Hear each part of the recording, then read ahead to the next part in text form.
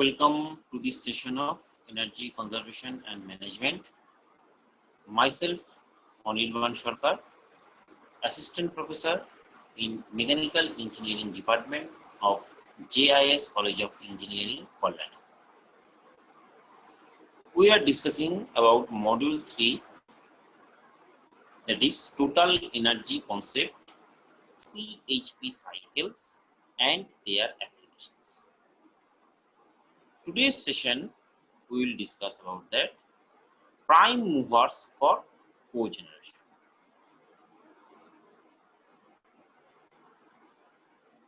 Learning outcome: to understand the different prime movers technologies and their relative advantages on cogeneration system.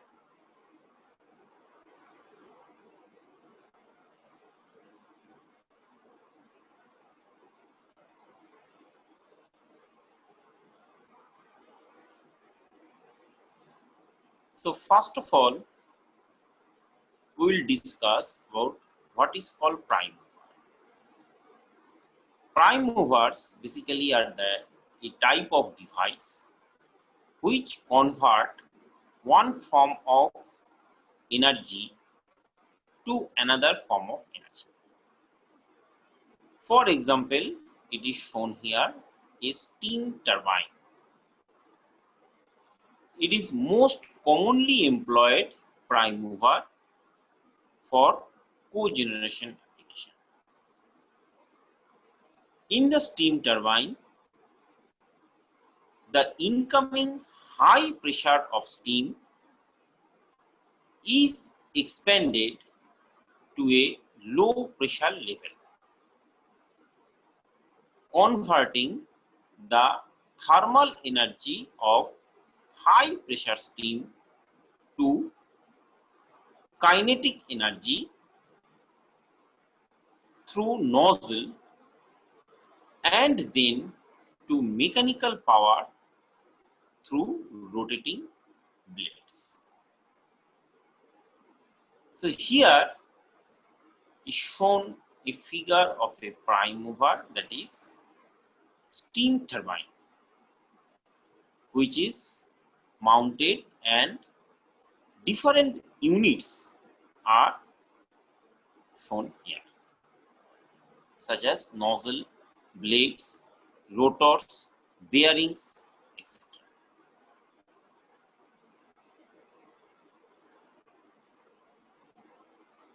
Next is back pressure turbine. In this type of steam enters the turbine chamber at high pressure and expand to low or medium pressure. Enthalpy difference is used for generating power or work. Depending on the pressure or temperature levels at which process steam is required, back pressure steam turbines can have different configurations as shown here. So here it is shown that is three type of turbine, that is simple back pressure turbine, extraction back pressure turbine, and double extraction back pressure turbine. In extraction and double extraction back pressure turbines, some amount of steam is extracted from the turbine after being expanded to a certain pressure level. The extracted steam meets the heat demand at pressure levels higher than the exhaust pressure of the steam turbine. The efficiency of a back pressure steam turbine cogeneration system is the highest. In case where 100% back pressure exhaust steam is used, the only inefficiencies are gear drive and electric generator losses, and the inefficiency of steam generator. Therefore, with an efficient boiler, the overall thermal efficiency of the system could reach as much as 90%. Next, that is extraction condensing turbine. In this type, the steam entering at high or medium pressure is extracted at an intermediate pressure in the turbine for process use, while the remaining steam continue to expand and condenses in a surface condenser, and work is done till it reaches the condensing pressure, that is vacuum pressure. Condenser are set at vacuum.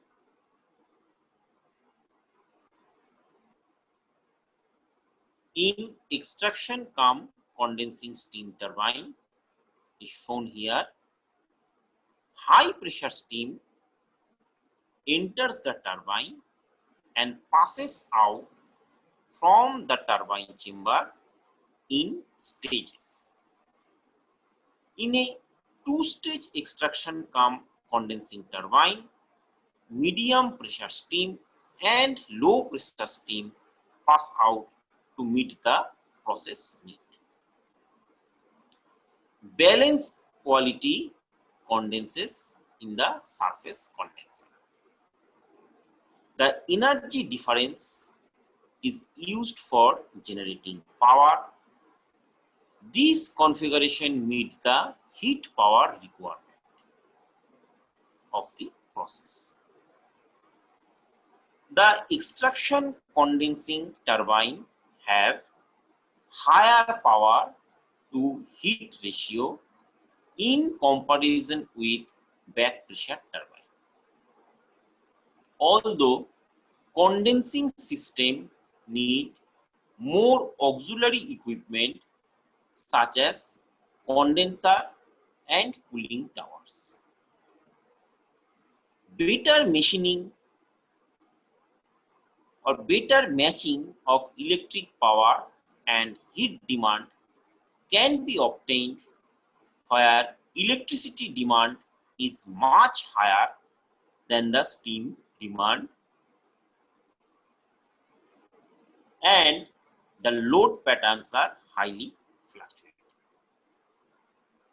The overall thermal efficiency of an extraction condensing turbine cogeneration system is lower than that of back pressure turbine system. Basically, because the exhaust heat cannot be utilized, however, extraction condensing cogeneration system have higher electricity generation efficiency. Next is one of the major prime mover is gas turbine. In this gas turbine, the fuel is burned in a pressurized combustion chamber using combustion air supplied by a compressor that is integral with the gas turbine. In conventional gas turbine, gases enters the turbine at a temperature range of 900 to 1000 degrees centigrade and leave at 400 to 500 degrees centigrade. The very hot pressurized gas are used to turn a series of turbine blades, and the shaft on which they are mounted to produce mechanical energy. Residual energy in the form of high flow of hot exhaust gases can be used to meet wholly or partially the thermal demand of this site. Waste gases are exhausted from the turbine at 450 to 550 degrees centigrade, making the gas turbine particularly suitable for high-grade heat supply. The available mechanical energy can be applied in the following ways. To produce electricity with a generator, or to drive pumps, compressor, blowers, etc. A gas turbine operates under exacting condition of high speed and high temperature. The hot gases supplied it must therefore be clean, that is, free of particulates that would erode otherwise the blade of the gas turbine, and must contain not more than minimum amount of contaminants, which would cause corrosion under operating conditions. High premium fuels are therefore most often used, particularly natural gas. Distilled oil such as gas oil are also suitable, and sets capable of using both are often installed to take advantage of cheaper interpretable gas type. LPGs and naphtha are also suitable. LPG being a possible fuel in either gaseous or liquid form. The gas turbine efficiency is the ratio of actual work output of the turbine to the net input energy supplied in the form of fuel.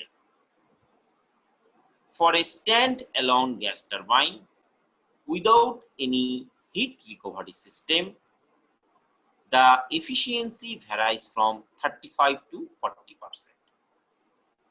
This is attributed to the blade efficiency of the rotor, leakage through clearance space, friction, irreversible turbulence, etc.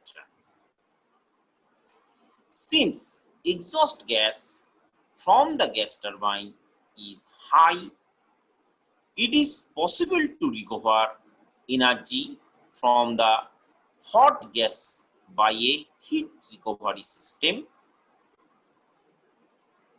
and we can use that heat or by the process steam for the industrial purposes.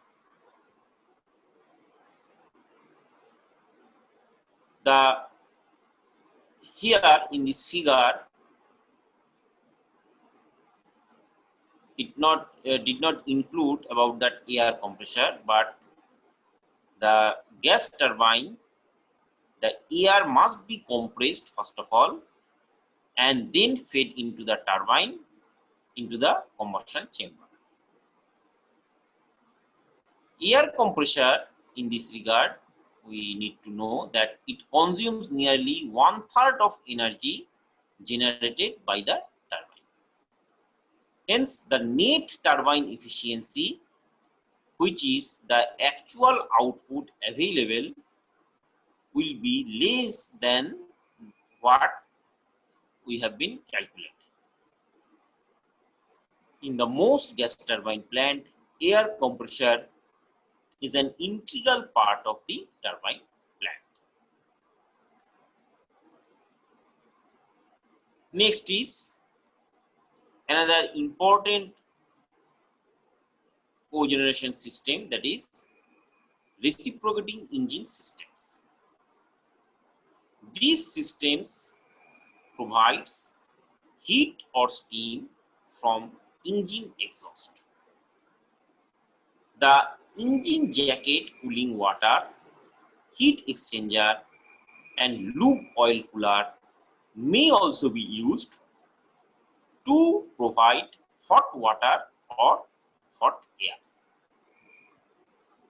There are, however, limited application for this,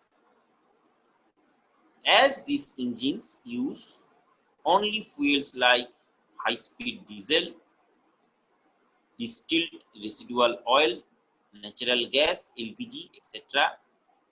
And as they not economically better than the steam or gas turbine, their use is not widespread for cogeneration. One more reason for this engine maintenance requirement.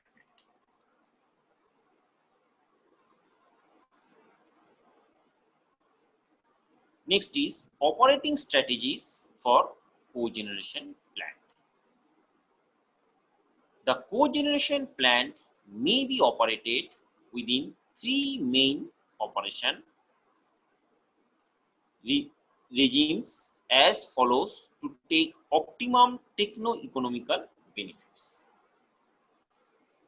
The cogeneration plant is operated as base load station to supply electric power and thermal energy, and shortfall in power is drawn from the utility company and heat from standby boilers or thermic fluid heaters.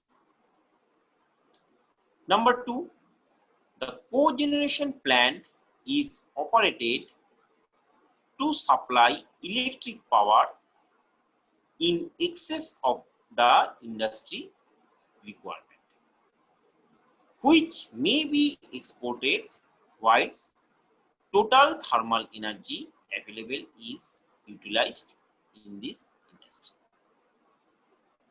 Number 3, the cogeneration plant is operated to supply electric power with or without export, and thermal energy produced is utilized in the industry with export of surplus heat energy, if feasible, to nearby customer.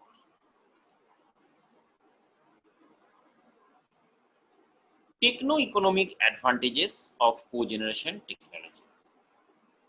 Following techno-economic advantages are derived by making application of cogeneration technology to meet the energy requirement of the industries.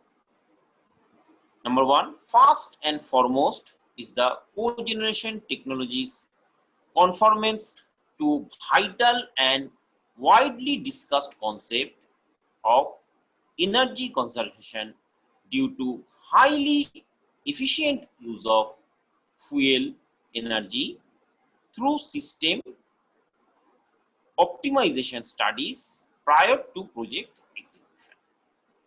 Number 2, with relatively lower capital cost and low operating cost due to overall plant efficiency, the cost of power and steam becomes economically quite attractive for the industry. Recurring costs are also lesser.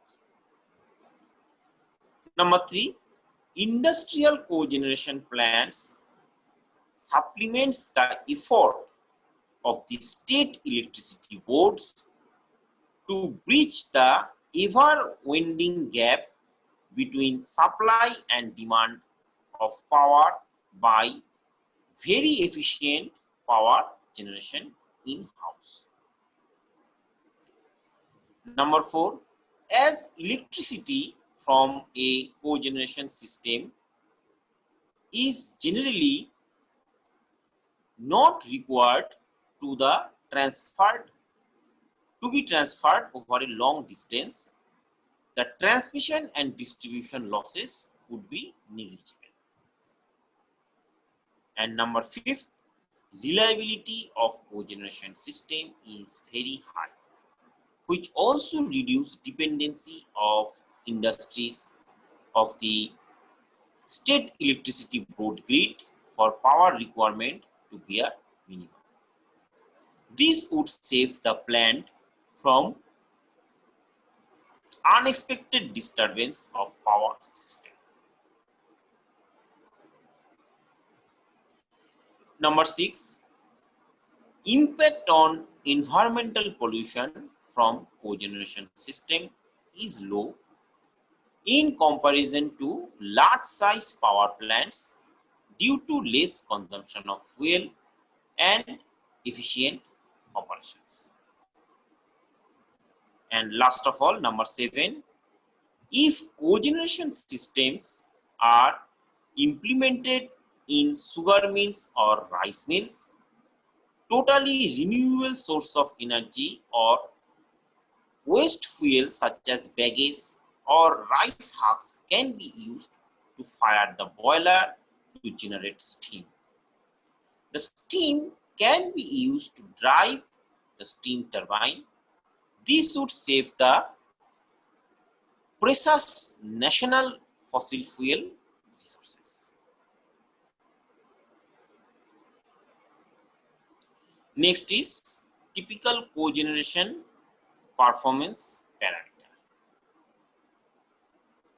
For a smaller reciprocating engine, nominal range, that is 10 to 500 kilowatt, electrical generation heat rate 2650 to 6300 kilocalorie per kilowatt hour.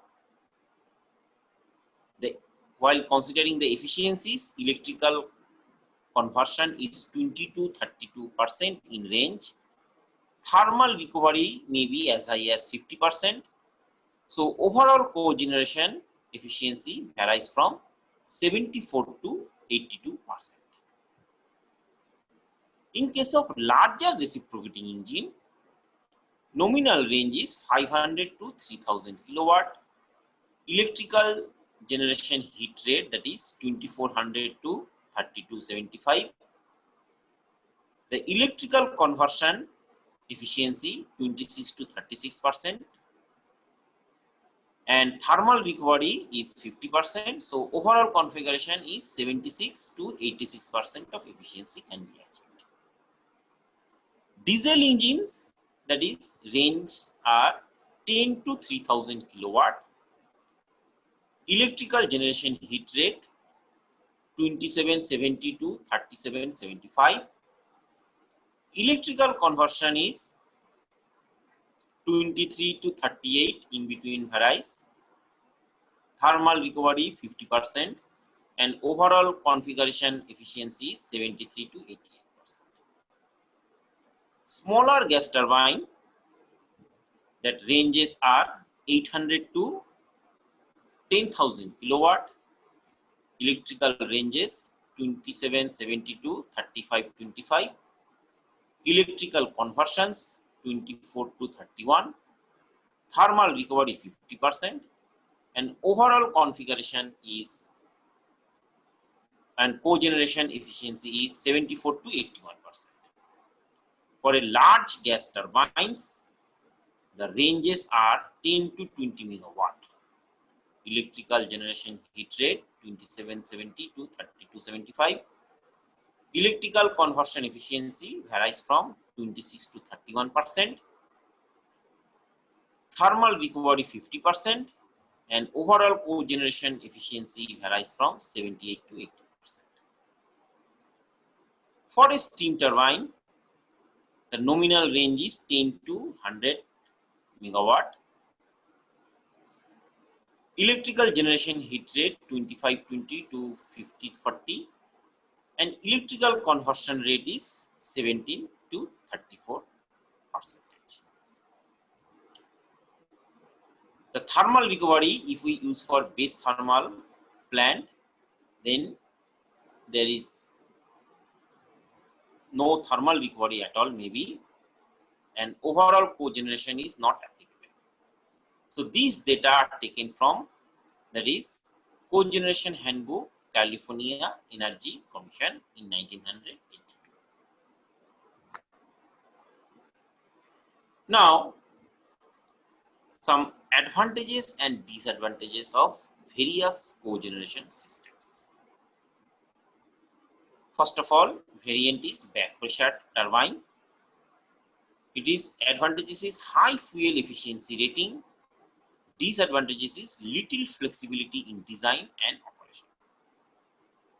Steam turbine and fuel firing in boiler. Advantages: simple plant, well suited to low quality fuels. The disadvantages are more capital investment required, low fuel efficiency rating, high cooling water demand, more impact on environmental civil construction cost due to complicated foundations. Gas turbine with waste heat recovery boiler. Advantages are good fuel efficiency, simple plant, low civil construction cost, and less delivery period. Disadvantages: moderate part load efficiency, limited suitability for low quality fuels. Combined gas and steam turbine with waste heat recovery boiler. The advantages are optimum fuel efficiency rating, low relative capital cost, less gestation period, quick startup and stoppage, less impact on environment, higher flexibility in operations. Disadvantages are average to moderate part load efficiency, limited suitability for low quality fuels. Diesel engine and waste heat recovery boiler and cooling water heat exchangers. The advantages is low civil construction cost due to block foundation and least number of auxiliaries. High power efficiencies, better suitability as standby power sources. The disadvantages are low overall efficiency, limited suitability for low quality fuel, availability of low temperature steam, highly maintenance costs. Next, that is a case study of economics of gas turbine based cogeneration system. So this case study is based on that if we adopted cogeneration system, what will be the benefit? So the first case, that is alternative 1, gas turbine based cogeneration system.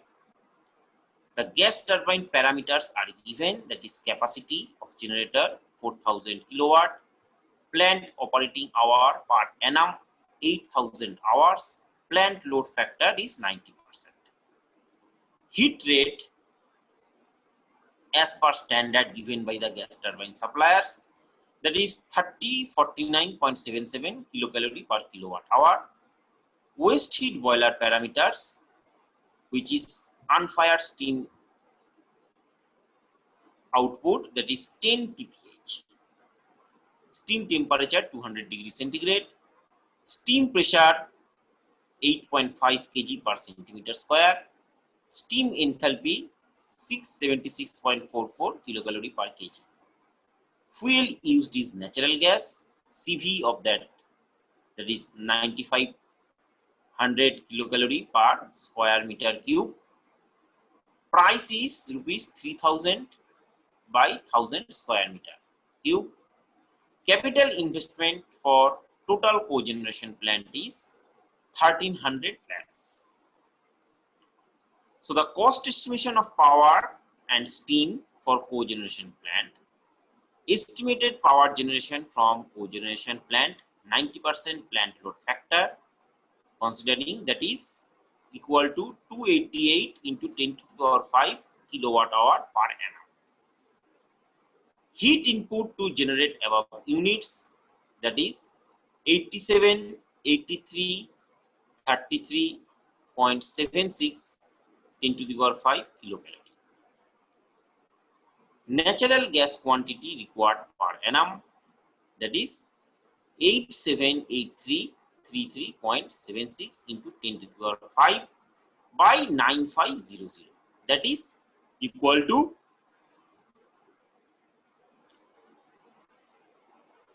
92.46 into 10 to the power 5 square meter cube.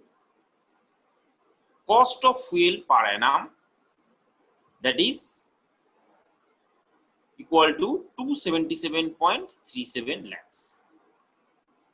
Cost of capital and operation charge per annum, that is 298.63 lakhs. Overall cost of power from cogeneration plant, that is 576 lakhs per annum, and cost of power is rupees 2 per kilowatt hour.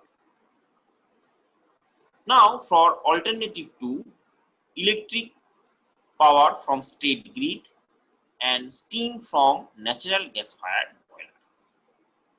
So first of all, boiler installed at plant. Cost of electric power from state grid, that is average electricity cost with demand and energy charges rupees 3 per kilowatt hour.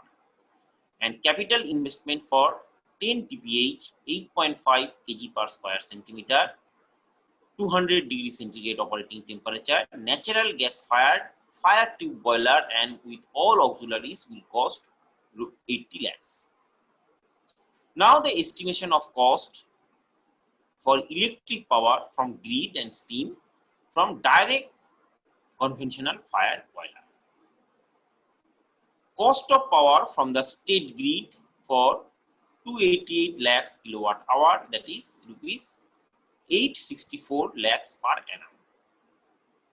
And fuel cost of steam by separate boiler, that is equal to 541152 into 10 to the power 5 kilocalories. Heat input required to generate 10 TPH steam per annum at the rate of 90% efficiency, that is heat input is equal to 541152 into 10 to the power 5 by 0.9, that is equal to 601280 into 10 to the power 5 kilocalorie per annum. Natural gas quantity, that is heat input by CV, which is LCV actually, and that is equal to 63.29 into 10 to the power 5 square meter per annum. Now cost of fuel per annum, that is equal to 189.88 lakhs per annum. That is total cost of alternative 2, that is cost of grid power plus fuel cost for steam, which is equal to 1053.88 lakhs per annum.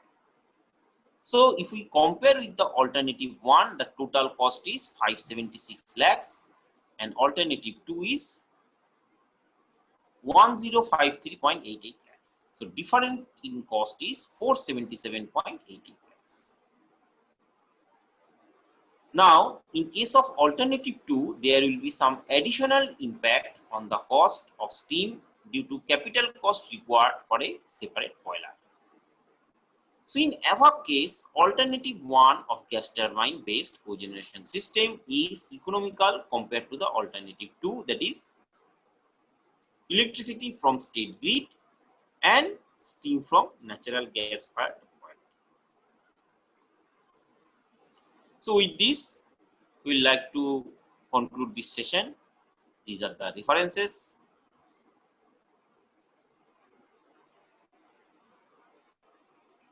So thank you for joining this session.